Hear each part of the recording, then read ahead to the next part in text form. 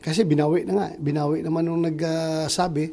So, medyo humupa na yung kanilang alingas-ngas. Apo.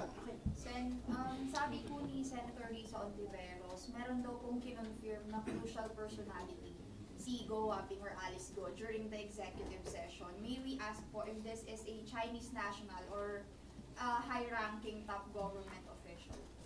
Filipino government official? Na magkuantay niyan, magbigay na ako sa iyo ng informasyon galing sa aming executive session. Pero sir, may Filipino po bang involved?